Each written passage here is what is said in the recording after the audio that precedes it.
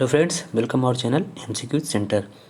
तो दोस्तों, मैं आपको उत्तर प्रदेश हायर जुडिशरी के बारे में मैं आपको कुछ पढ़ा रहा हूं, क्योंकि दोस्तों उसका एग्ज़ाम जो है 5 सितंबर 2021 को आयोजित होगा।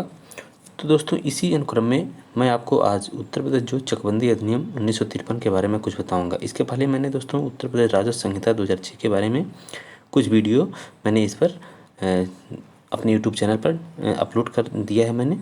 तो अगर आप अभी तक उसको नहीं देखे हैं तो वीडियो के डिस्क्रिप्शन में जा कर के उसको आप देख सकते हैं। आपके लिए काफ़ी महत्वपूर्ण वीडियो है। हमने उसी में एक वीडियो ऐसा भी बनाया है जिसमें उत्तर प्रदेश हायर जुडिशरी के सिलेबस में जितने भी अधिनियम उनका नाम, वो कब पारित किए गए, कब लागू किए गए। अगर अभी तक आपने उस वीडियो को नहीं देखा है तो प्लीज़ जा कर के देखें, क्योंकि वहाँ से क्वेश्चन अक्सर पीटी में बनता है। दोस्तों, समय बहुत कम है, आप जितनी जल्दी से जल्दी वीडियो को पूरा देखेंगे। हमने प्रीवियस ईयर के क्वेश्चन पेपर भी जितने भी हायर जुडिशरी में आ चुके हैं, हमने उसके प्रीवियस ईयर के क्वेश्चन पेपर भी सॉल्व करवा दिए हैं। एक पेपर बचा हुआ है दोस्तों, और एक पेपर का आधा बचा हुआ है, मैं उसको जल्द ही सॉल्व करवाऊँगा। तो दोस्तों, आज इसी अनुक्रम में मैं आपको उत्तर प्रदेश जो चकबंदी अधिनियम भी आपको पढ़ाऊँगा। ये जो चकबंदी अधिनियम पे पहला लेक्चर है। तो दोस्तों, इसमें अध्याय, धारा और परिभाषा को कैसे याद करें उसके बारे में मैंने ट्रिक से इसमें बताया हुआ है। तो बिना देर किए हुए स्टार्ट करते हैं, क्योंकि एग्ज़ाम की तिथि काफ़ी पास में आ चुकी है। तो दोस्तों, यह है आपका उत्तर प्रदेश जो चकबंदी अधिनियम 1953। अब सबसे पहले किसी भी अधिनियम का कुछ ना कुछ उद्देश्य होता है, उसे जानना अति महत्वपूर्ण होता है। तो इस अधिनियम का क्या उद्देश्य है? तो इसका उद्देश्य दोस्तों कृषि विकास के निमित्त, यानी कि उसके लिए यूपी में कृषि संबंधी जोतों की चकबंदी की व्यवस्था करना, यानी कृषि को विकसित करने के लिए जो कृषि विकास है उसको कैसे ज़्यादा उत्पादन कैसे किया जाए, और उसी के लिए जो है निमित्त मतलब उसी के लिए यूपी में कृषि चकबंदी जोत की जो है कृषि संबंधी जितने जोत हैं, जोत यानी जितने भी टेन्योर हैं, खाते हैं, ठीक। अब उसको उसकी क्या है, चकबंदी की व्यवस्था करना इस अधिनियम का उद्देश्य है। अब चकबंदी क्या है इसके बारे में मैं आपको आगे बताऊंगा। अब इस अधिनियम में दोस्तों क्या है कि कितने अध्याय हैं, तो इसमें 5 अध्याय हैं टोटल, यहाँ पर आप देख सकते हैं लेफ्ट साइड में। और धाराएं हैं आपकी 54, यहाँ 54 सेक्शन इस अधिनियम में हैं। और ये पारित कब किया गया? ये पारित किया गया 4 मार्च 1954 को, और लागू हुआ ये 8 मार्च 1954 को। अब यहाँ देखिए कि ये जो है 1954 जो है आपका, ये दोनों सन है। अधिनियम का जो सन है वो है आपका 1953, लेकिन आपके पारित और लागू होने का सन 1954 है। और इस देखिए संयोग से इस अधिनियम में भी सिर्फ कितनी धाराएं हैं? 54। तो इस अधिनियम में 54 धाराएं हैं, और यह 1954 में पारित और लागू भी किया गया 4 मार्च और 8 मार्च को क्रमशः। इसका अध्याय 1 जो है दोस्तों वो प्रारंभिकी है, यानी कि इसके बारे में बात करते हैं। ये कहाँ से कहाँ तक है? सेक्शन 1 से सेक्शन 3 तक। अब सेक्शन 1 किस चीज़ के बारे में बात करते हैं? ये बात करता है संक्षिप्त, शीर्ष, नाम, प्रसार और प्रारंभ, यानी कि इसका क्या नाम होगा, इसका प्रसार कहाँ तक होगा, और यह कब से प्रारंभ माना जाएगा। तो ये प्रारंभ दोस्तों हमने कहा 8 मार्च 1954 से, और इसका जो नाम है वो माना जाए उत्तर प्रदेश जो चकबंदी अधिनियम 1953 के नाम से जाना जाएगा। इसका प्रसार जो है पूरे उत्तर प्रदेश में है इस अधिनियम का। दूसरा सेक्शन आपका है उत्तर प्रदेश अधिनियम संख्या 8 जो है 1939 का निरसन। तो इसके दौरान जो है कोई एक अधिनियम था जो जिसका इस अधिनियम के द्वारा माने उसको निरसित कर दिया गया है, यानी डिलीट कर दिया गया है। अब आगे जो है तीसरा जो सेक्शन है आपका, ये परिभाषा खंड है। सेक्शन 3 जो है आपका डिफिनीशन क्लाज है, ये डिफिनीशन क्लाज के बारे में बात करता है। तो इसमें दोस्तों कितनी परिभाषाएं दी गई हैं, या आप ढेर सारी दी गई परिभाषाएं, लेकिन इसको हमने एक सीक्वेंस में नहीं रखा है। हमने जो भी चीज़ें एक साथ एक जैसी थी उसको इकट्ठा कर दिया है, और उसके बाद जो अन्य प्रकार की थी उनको आगे हमने रखा है। तो इसी के साथ हम इसमें देखते हैं कि सबसे पहले आपके सामने आता है सहायक चकबंदी अधिकारी, यानी असिस्टेंट कंसोलिडेशन ऑफिसर। तो ये किसे कहते हैं? सहायक चकबंदी अधिकारी हम किसे कहते हैं, यानी असिस्टेंट कंसोलिडेशन ऑफिसर हम एसीयू किसको कहते हैं? अक्सर जब आप तहसील में जाएंगे तो ये शब्द आपको अक्सर सुनने में आएगा कि एसीयू के यहाँ मामला चल रहा है, उनके यहाँ फाइल है। तो इससे संबंधित शब्द आपके सुनने में आता रहता है। तो आप वहाँ पर ये समझ जाइए कि वो सहायक चकबंदी अधिकारी की बात कर रहे हैं, यानी असिस्टेंट कंसोलिडेशन ऑफिसर की बात ये कर रहे हैं। इसका क्या तात्पर्य है? इसका कौन सा अधिकारी आखिर होगा? तो इसका तात्पर्य है ऐसे व्यक्ति से है जिसे राज्य सरकार इस अधिनियम के अथवा इसके अंतर्गत बने नियमों के अधीन सहायक चकबंदी अधिकारी के अधिकारों का प्रयोग और कर्तव्यों का पालन। तो इसका क्या है, यानी कि इस अधिनियम, देखिए जो है इसका तात्पर्य ऐसे व्यक्ति से जिसे राज्य सरकार इस अधिनियम के अथवा इसके अंतर्गत अगर कोई नियम बनाया गया है, ठीक है, तो उस नियमों के अधीन सहायक चकबंदी अधिकारी के अधिकारों का प्रयोग और कर्तव्यों का पालन, यानी कि उसके जो सहायक चकबंदी अधिकारी हैं उनके कुछ अधिकार बताए गए हों और उनके कुछ कर्तव्य बताए गए, उनका पालन करने के लिए इस स्थिति में नियुक्त करे। यानी कि राज्य कौन नियुक्त करेगा, राज्य सरकार नियुक्त करेगा। सहायक चकबंदी अधिकारी को कौन करता है नियुक्त, राज्य सरकार। और किसी अधिनियम में या इस अधिनियम में इसके अंतर्गत कोई नियम बना है तो उसके लिए उसके अंतर्गत जो भी सहायक चकबंदी अधिकारी के अधिकार दिए गए हैं, वह व्यक्ति जो है, जो सहायक चकबंदी अधिकारी नियुक्त होगा, वह उन अधिकारों का प्रयोग करेगा और उन कर्तव्यों का पालन करेगा जो ऐसे अधिकारी के लिए उस अधिनियम में या उसके अंतर्गत बनाए गए नियमों के अंदर जो रखे गए हैं, इस स्थिति में नियुक्त करे। और इसके अंतर्गत जो है दोस्तों क्या आता है, सहायक समकोणीय अधिकारी यानी असिस्टेंट रेक्टेंगुलेशन ऑफिसर भी इसके अंतर्गत आता है। यानी कि सहायक समकोण अधिकारी भी सहायक चकबंदी अधिकारी के अंतर्गत आता है, इसकी परिभाषा के अंतर्गत। अब यहाँ देखिए कि बहुत सी कॉमन चीज़ है। अब मैंने आगे जितनी भी परिभाषाएं आएंगी उसमें यही शब्द इस्तेमाल होगा, यानी कि जो भी शब्द इस्तेमाल होगा तो उसका यहाँ लिखा रहेगा का तात्पर्य ऐसे व्यक्ति से है जिसे राज्य सरकार इस अधिनियम के अथवा इसके अंतर्गत बने नियमों के अधीन सहायक चकबंदी अधिकारी। अब यहाँ नाम बदल जाएगा, यहाँ नाम जो दूसरा आ जाएगा वहाँ इसका नाम बदल जाएगा। मान लीजिए सहायक चकबंदी अधिकारी है तो यहाँ पर देखिए जैसे ये है चकबंदी लेखपाल, तो यहाँ तक चीज़ें कॉमन रहेंगी, आपको उसी में जोड़ना है। यहाँ तक चीज़ें सभी परिभाषा में आपको कॉमन मिलेंगी। इसके आगे और भी जो परिभाषा खंड में रहेगा उसको आपको यहाँ पर जोड़ देना है।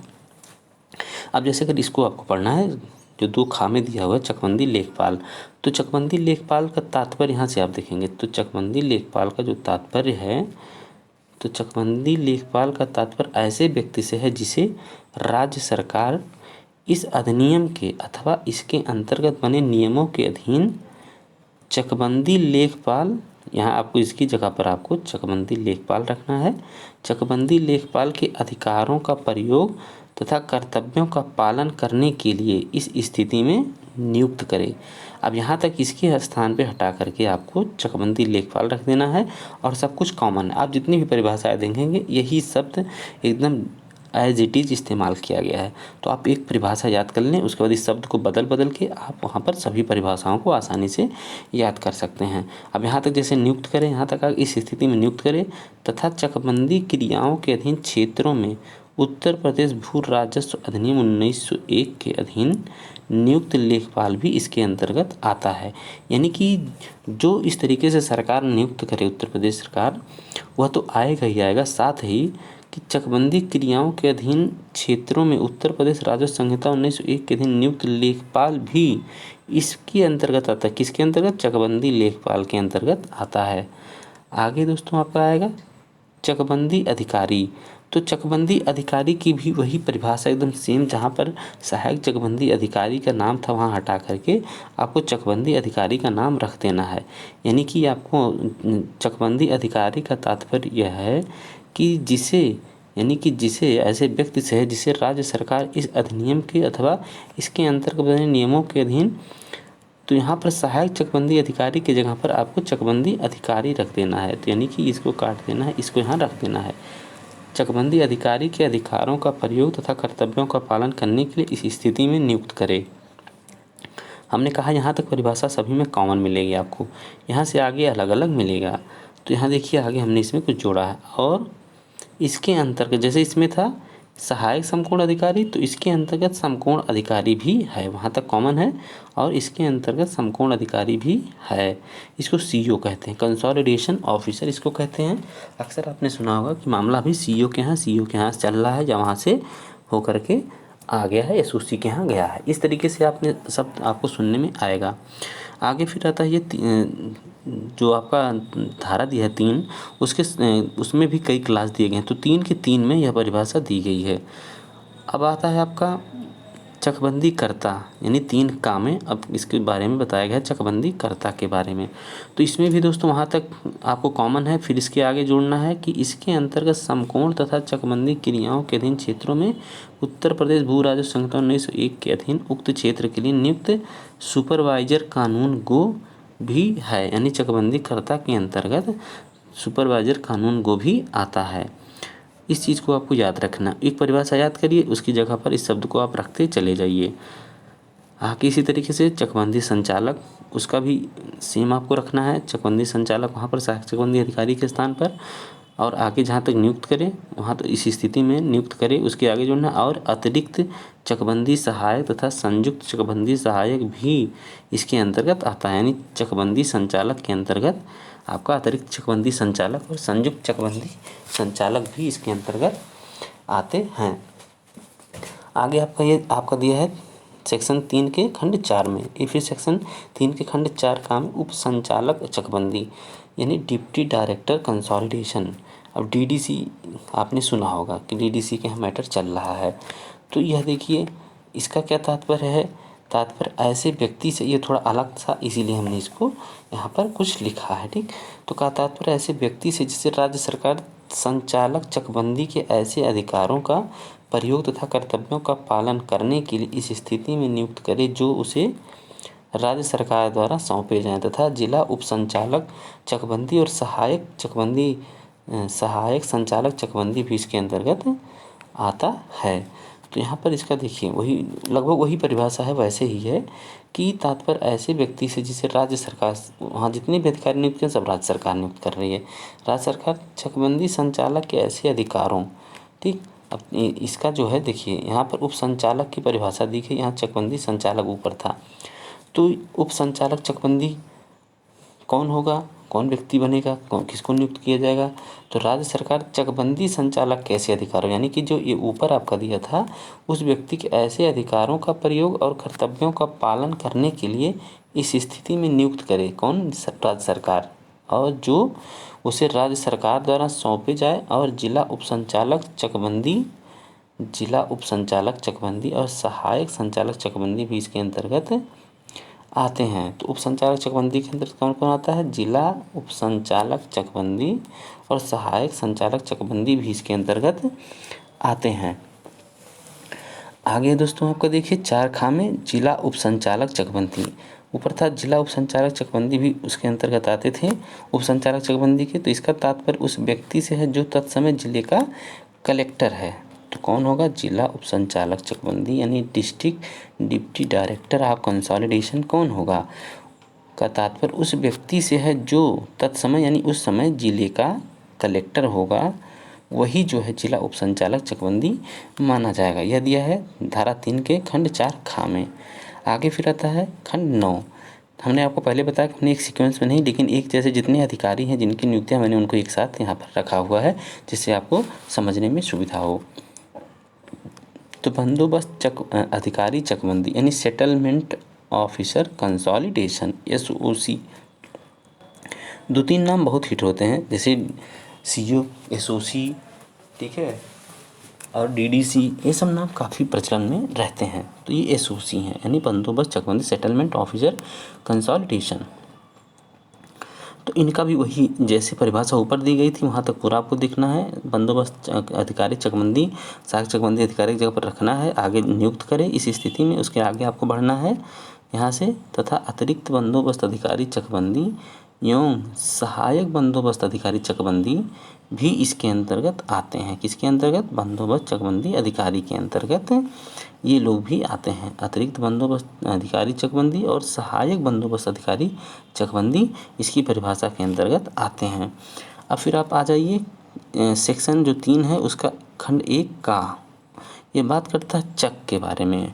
तो अक्सर आदमी कहता है कि चकबंदी में चक हमको कटवाना है, हम अपने चक को इकट्ठा करना, इस तरीके की बातें आपको सुनने में ज़रूर आती होंगी। तो चक का क्या अर्थ है यहाँ पर, तो चक का तात्पर्य जो है दोस्तों चकबंदी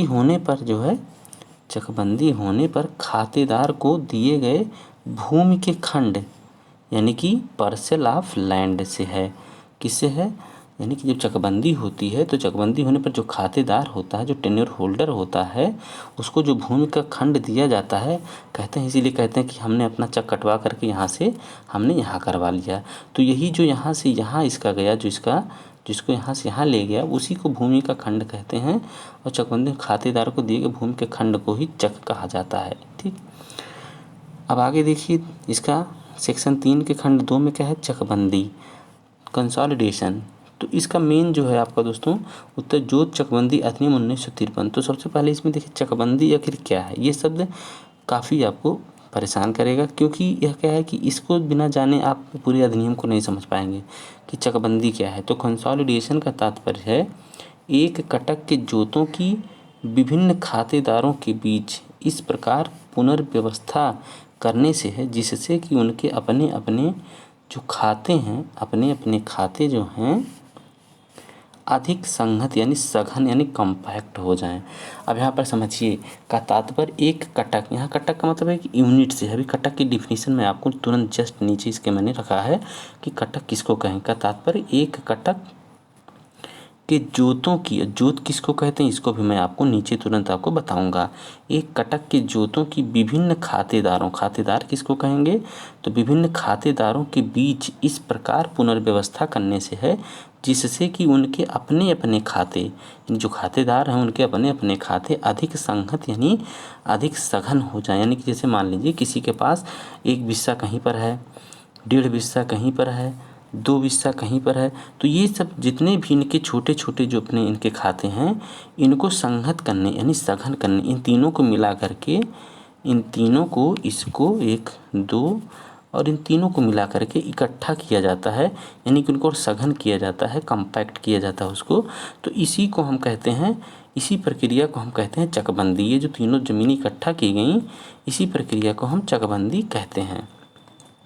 ठीक, अब इसके आगे देखिए कि हम कटक किसको कहते हैं, क्योंकि इसका जो इसमें परिभाषा दी गई है एक कटक के जोतों की। ठीक, अब कटक का तात्पर्य क्या है, यूनिट इसको कहते हैं इंग्लिश में दोस्तों। ये दिया है धारा 3 के खंड 11 का में। तो कटक का तात्पर्य यहाँ पर है, यूनिट का तात्पर्य ऐसे गांव या उसके भाग से है। और यदि चकबंदी संचालक सरकारी गजट में प्रकाशन द्वारा या अधिसूचित करे तो ऐसे 2 या अधिक गांवों अथवा उनके भागों से है। अगर यदि जो है चकबंदी संचालक जो है सरकारी गजट में प्रकाशन द्वारा या अधिसूचित करे तो ऐसे 2 या अधिक गांव अथवा उनके भागों से है जिसके या जिनके लिए, यानी जिसके या जिनके लिए चकबंदी की एक ही योजना बनानी है। यानी कहने का तात्पर्य यह है कि सामान्यतः जो कटक का अर्थ होता है वह किसी ऐसे गांव या उसके भाग से ही लगाया जाता है। यानी कटक मतलब कोई गांव या उसका कोई भाग। लेकिन अगर जो चकबंदी जो संचालक है वह जो है सरकारी गजट में अगर यह प्रकाशित करके या अधिसूचित कर दे कि ऐसे 2 या अधिक गांव अथवा उनके भाग से है कटक का तात्पर्य, यानी कि कटक का जो तात्पर्य है वह अगर चकबंदी संचालक सरकारी गजट में अधिसूचित कर दे कि ऐसे 2 या अधिक गांव या उसके भाग कटक माने जाएंगे जिसके या जिनके लिए चकबंदी की एक ही योजना बनानी है, तो उतने 2 या 2 से अधिक गांव जो भी रहेंगे वह या उनके भाग जो हैं वह कटक मान लिए जाएंगे, क्योंकि उन सभी की जो चकबंदी होगी एक ही योजना के अंतर्गत की जाएगी।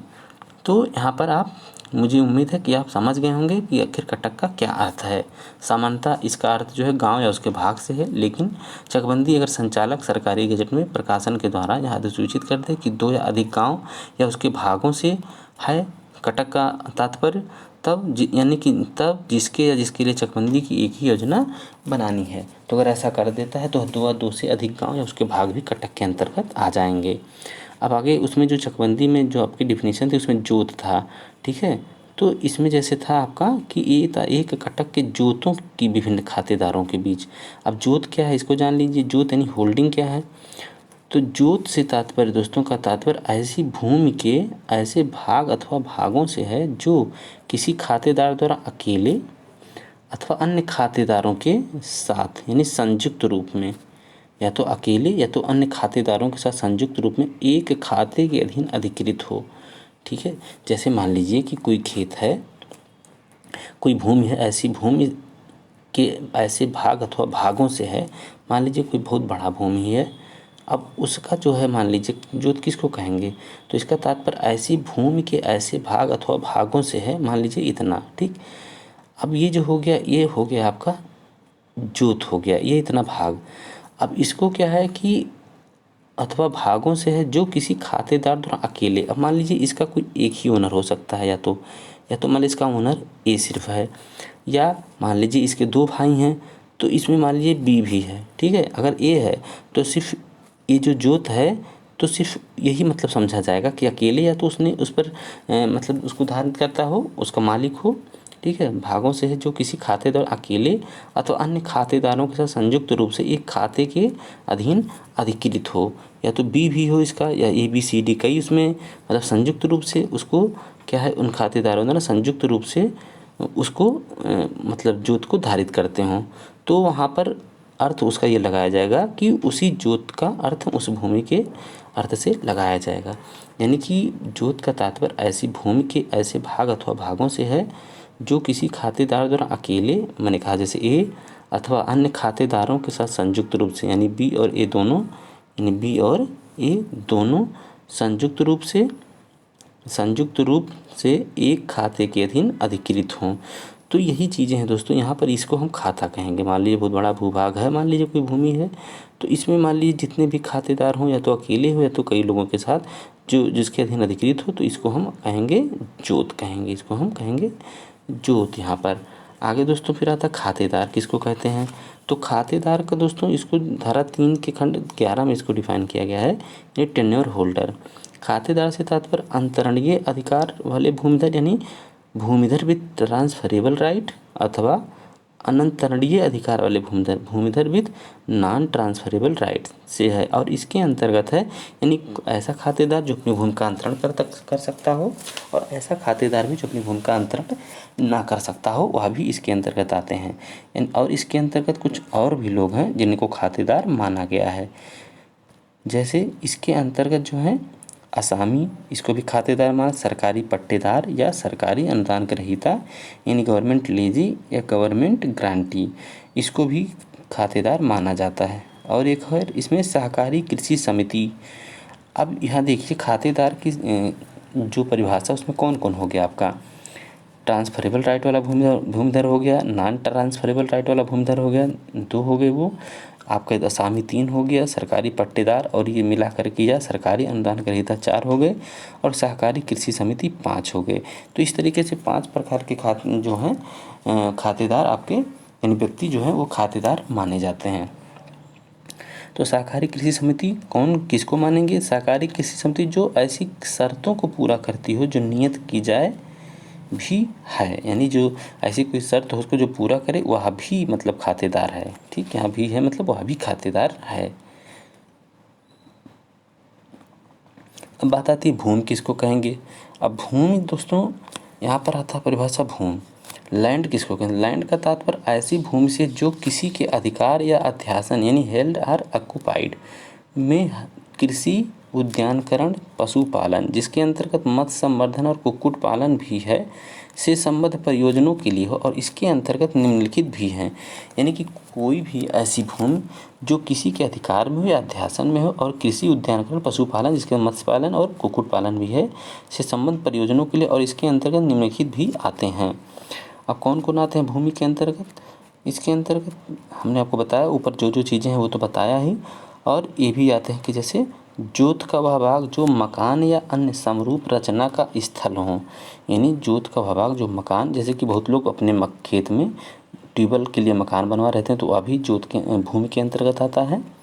और जो मकान या अन्य समरूप रचना का स्थल हो, और जैसे मान लीजिए इसके आगे लोग अपना टीन सेट रख लेते हैं या छप्पर रख लेते हैं, तो वो एरिया भी जो है, या मान लीजिए कुछ घेराबंदी कर दिया उन्होंने और उसमें क्या अभी छत नहीं लगी, तो वह भी क्या है भूमि के अंतर्गत आता है।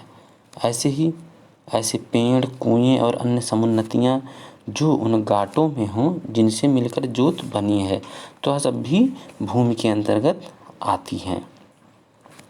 आगे है चकबंदी क्षेत्र। तो चकबंदी क्षेत्र किसको कहेंगे? तो चकबंदी क्षेत्र का तात्पर्य है उस क्षेत्र से है जिसके लिए धारा 4 के दिन अधिसूचना जारी की जा चुकी हो, किंतु इसमें इसके वह भाग सम्मिलित ना होंगे जिन पर 1950 के जमींदारी विनाश और भूमि व्यवस्था अधिनियम या किसी अन्य विधि के जिसके द्वारा जमींदारी प्रणाली समाप्त कर दी गई हो के उपबंध लागू ना हो। ठीक है, यानी कि धारा 4 में जो है अधिसूचना द्वारा घोषित कर दिया जाता है वही एरिया जो है चकबंदी क्षेत्र के अंतर्गत आता है। लेकिन 1950 की जमींदारी विनाश जो है भूमि व्यवस्था अधिनियम या किसी अन्य विधि जिसके द्वारा जमींदारी प्रणाली समाप्त कर दी गई के उपबंध पर लागू ना है, ये सब लागू नहीं होंगे, वो सब चकबंदी क्षेत्र के अंतर्गत नहीं आते हैं। अब धारा 4 के अंतर्गत यदि राज्य सरकार की यह राय हो कि कोई जिला या उसका भाग चकबंदी क्रियाओं के अधीन लाया जाए तो वह गजट में इस आशय का प्रख्यापन यानी घोषणा कर सकती है। तो यह भी आपको यहाँ से पता चल जाएगा कि धारा 4 में चकबंदी की घोषणा की जाती है, कौन करता है? राज्य सरकार करता है। ठीक है, तो यह चीज़ें आप याद रखिएगा कि चकबंदी के लिए और वह कहाँ होगा, तो उसकी राय में जिला या उसका कोई भाग चकबंदी क्रियाओं के अधीन लाया जा सकता है, जैसा राज्य सरकार गजट में घोषित करे। आगे आपका आता है चकबंदी के प्रयोजन के लिए कौन सी भूमि जोत के अंतर्गत नहीं आती है। यह दोस्तों आपका चकबंदी जो था उसी के अंतर्गत उसी का स्पष्टीकरण था, लेकिन चकबंदी जो क्षेत्र है हमने उसके साथ इसको रख दिया कि कौन कौन एरिया चकबंदी के अंतर्गत नहीं आता है। तो कौन सी भूमि जोत के अंतर्गत नहीं आती है चकबंदी के प्रयोजन के लिए, यहाँ पर आप ये जान लें। तो ये है दोस्तों आपका, तो चकबंदी की कार्यवाही जोत पर ही लागू होती है। आप सबसे पहले जान लें चकबंदी की जो कार्य जोत पर ही लागू होती है। धारा 3 खंड 2 के स्पष्टीकरण में यह बात बताई गई है कि कौन सी भूमि जो है जोत के अंतर्गत नहीं आती है। तो यहाँ पर दिया हुआ है, इसको आप क्रमशः देख सकते हैं। वह भूमि जो धारा 4 के अधीन अधिसूचना जारी होने के ठीक पहले के कृषि वर्ष में बाग थी, यानी कि कोई ग्रोव लैंड थी, यानी कि बाग भूमि थी, तो वह इसके अंतर्गत नहीं आती है, जो चकबंदी के लिए जोत के रूप में माना जाता है, यानी वह जोत के अंतर्गत नहीं आती। वह भूमि जिसमें बाढ़ का पानी आया करता हो तथा जिसमें अत्यधिक कटाव होता हो वह भूमि जोत नहीं मानी जाती है। तीसरा, उत्तर प्रदेश जमींदारी विनाश और भूमि व्यवस्था अधिनियम 1950 की धारा 132 में जो भी चीज़ डिक्लेयर की गई वह भी भूमि जोत के अंतर्गत नहीं आती है।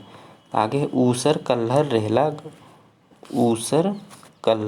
रेहला के घाटों से बना कोई संगत क्षेत्र जिसमें उक्त क्षेत्र के अंदर की कृषि भूमि भी है। तो इस तरीके से कोई क्षेत्र घोषित किया गया तो वह भी जो है वह भूमि जो है जोत के अंतर्गत नहीं आती है। आगे ऐसे संगत क्षेत्र जो सामान्यतः दीर्घकाल तक जल प्लावित रहते हों तो वह भी जो है भूमि जोत के अंतर्गत नहीं आती है। आगे पान, गुलाब, बेला, चमेली, केवड़ा उपजाने के लिए प्रयुक्त भूमि, यानी पान, गुलाब, बेला, चमेली, केवड़ा उपजाने के लिए प्रयुक्त भूमि भी जोत के अंतर्गत नहीं आती है। और जो दीर्घकाल तक जल प्लावित रहते हैं वो भी जोत के अंतर्गत नहीं आते हैं। और ऐसे अन्य क्षेत्र जिन्हें चकबंदी संचालक चकबंदी के प्रयोजनों के लिए अनुपयुक्त प्रख्यापित करे यानी घोषित करे, वह भी जो भूमि जोत के अंतर्गत नहीं आती है। आगे इसको देखिए दोस्तों, धारा 3 के खंड 2 का काम में दिया है चकबंदी समिति। जो चकबंदी समिति का तात्पर्य उस समिति से है जो इस अधिनियम के प्रयोजनों के लिए नियत रीत से संगठित की जाए। आगे चकबंदी योजना यानी कंसोलिडेशन स्कीम का तात्पर्य किसी कटक में चकबंदी की योजना से है। आगे छठा, विधिक प्रतिनिधि का वही अर्थ है जो CPC 1908 में दिया गया, यानी CPC जब आप पढ़ेंगे तो उसमें जो विधिक प्रतिनिधि का अर्थ है वही अर्थ यहाँ भी लिया जाएगा। आगे दोस्तों, नियत माने प्रिस्क्राइब्ड का तात्पर्य इस अधिनियम के अधीन बने नियमों द्वारा नियत से है। तो यह दोस्तों 3 के 6 और 3 के 7 में खंड में ये दिया गया है। 8 में दिया है कटक के प्रकाशन या कटक में प्रकाशित करना।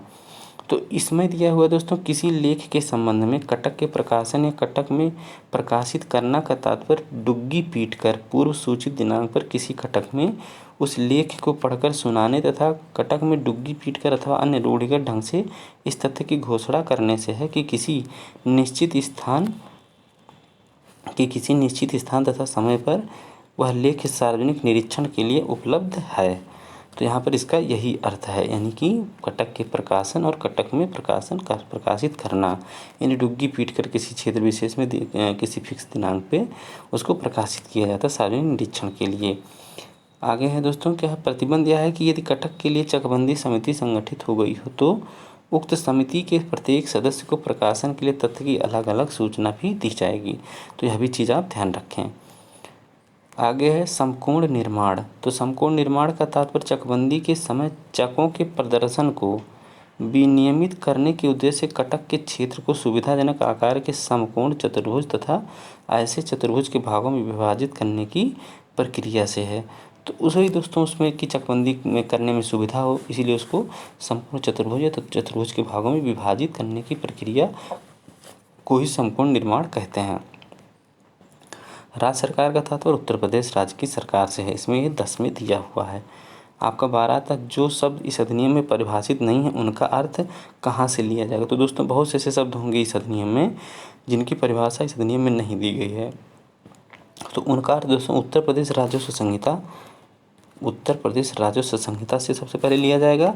अगर मान लीजिए वहाँ पर वह शब्द परिभाषित नहीं है तब उत्तर प्रदेश जमींदारी विनाश और भूमि व्यवस्था अधिनियम 1950 में की गई परिभाषा से उसका अर्थ लिया जाएगा। यानी जो परिभाषा इन दोनों जगहों पर दी गई होगी वो उस परिभाषा का उस शब्द का अर्थ यहाँ भी इस अधिनियम में वही अर्थ लगाया जाएगा जो इन अधिनियमों में दिया गया है। तो दोस्तों उम्मीद है वीडियो आपको पसंद आया होगा। तो दोस्तों आज के लिए इतना ही। और एक बात कि अगर अभी तक आपने चैनल को सब्सक्राइब नहीं किया है तो सब्सक्राइब कर लें, लाइक कर लें, दोस्तों के पास शेयर करना बिल्कुल ना भूलें। और प्रीवियस ईयर के क्वेश्चन पेपर आप लगातार सॉल्व करते रहें, पुराने वीडियो को देखते रहें जिससे आपको परीक्षा में मदद मिल सके। दोस्तों आज के लिए इतना ही। नमस्कार, धन्यवाद।